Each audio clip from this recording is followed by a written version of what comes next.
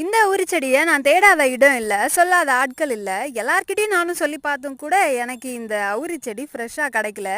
நான் இவ்வளோ நாளாக எண்ணெய் தயாரிக்க யூஸ் பண்ணதுலேருந்து தலைக்கு ஹேர் பேக் போடுறதுக்கு யூஸ் பண்ண வரைக்கும் எல்லாமே கடையில் வாங்கின ஹெர்பல் பவுடர் தான். எனக்கு அது காஞ்ச வடிவில் தான் கிடச்சதே தவிர இவ்வளோ ஃப்ரெஷ்ஷாக கிடச்சதே இல்லை. செடியாக வாங்கலான்னு பார்த்தா எங்கேயும் எனக்கு கிடைக்கல.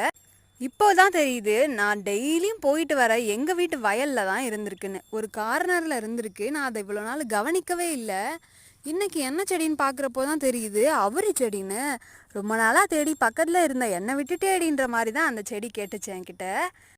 இருந்தாலும் பரவாயில்ல, ஒரே இடத்துல 5-6 செடி கிடச்சது எனக்கு ரொம்பவே சந்தோஷம். இதோட யூஸ் என்னன்னு பார்த்தீங்கன்னா, இளநரையை ப்ரிவெண்ட் பண்ணுறதுக்கு இதில் உள்ள மெடிக்கல் ப்ராப்பர்ட்டிஸ் அவ்வளோ ஹெல்ப் பண்ணுது.